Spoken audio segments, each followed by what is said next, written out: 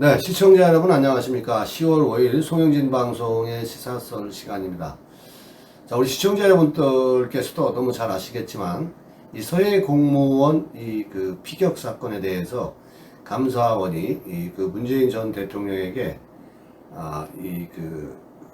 서면 조사를 통보를 했습니다마는 이 문재인 씨는 강력하게 반발을 하면서 무례하다, 불쾌하다 이런 말을 남기면서 이 서면 조사에 응할 그러한 반응을 전혀 보이지 않고 있습니다.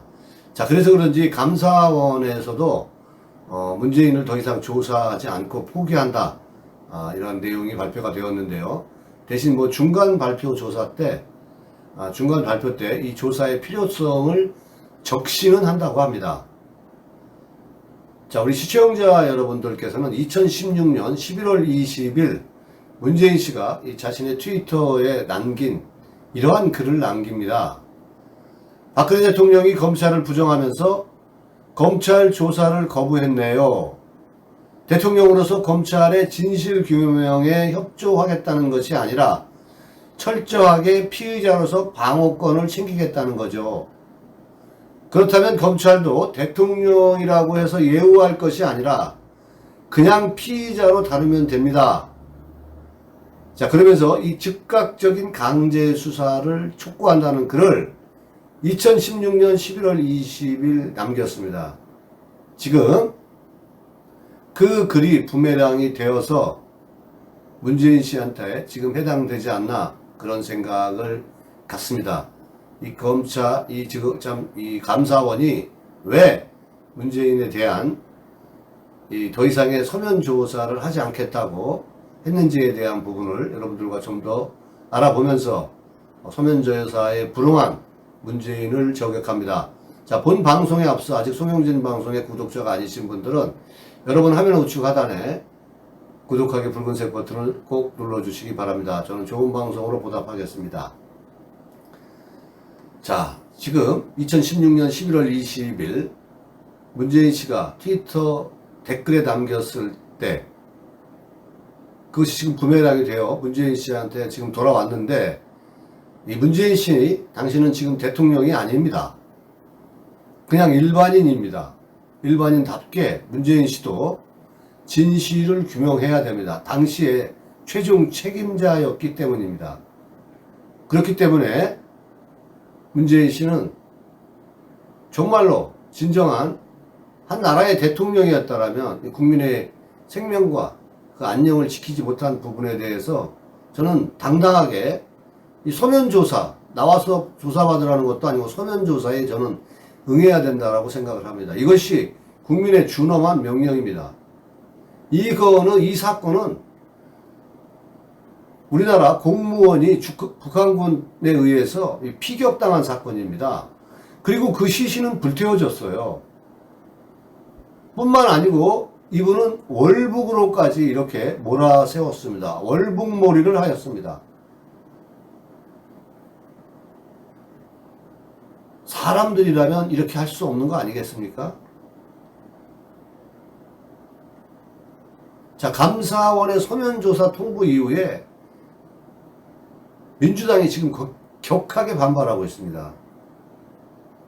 물론 이러한 부분들이 기인해서 감사원이 더 이상 문재인에 대해서 서면 조사를 추진하지 않을 계획이다 이렇게 발표를 했는지는 모르겠습니다만은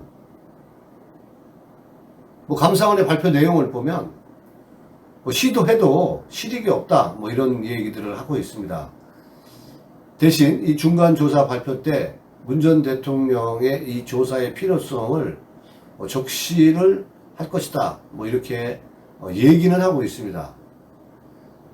자, 문재인 씨에게 서면 조사를 요구했다가 이 퇴짜를 맞은 감사원이 결국 서면 조사를 하지 않기로 결정한 이 내용에 대해서 정말로 국민의 한 사람으로서 분노를 하지 않을 수가 없습니다.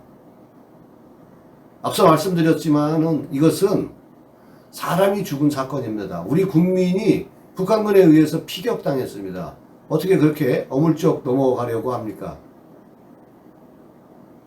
물론 감사원이 추가 조사를 한다고 해도 이미 더 이상 이런 서면 조사 등의 일절 응하지 않겠다. 너무 불쾌하고 무례하다. 뭐 이런 말까지 격하게 반응을 한 문재인에 대해서 많은 국민들은 이해하지 못합니다. 감사원은 예정대로 14일 감사를 종료한다고 합니다.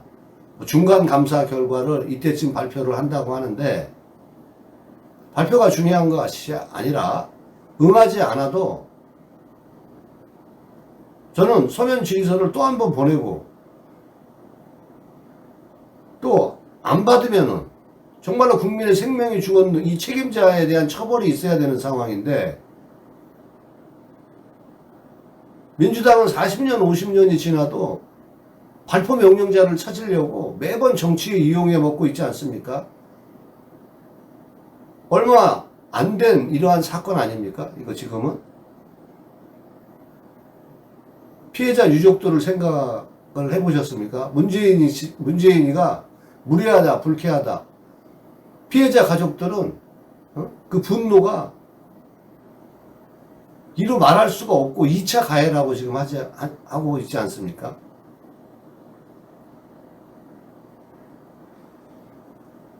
자, 감사원은 또 오늘 입장문 발표를 통해서 국민적 관심이 크거나 불필요한 의혹 등이 제기되는 이러한 것들에 대해서는 경우에 따라서 그 내용을 중간 발표할 수 있다라고 합니다.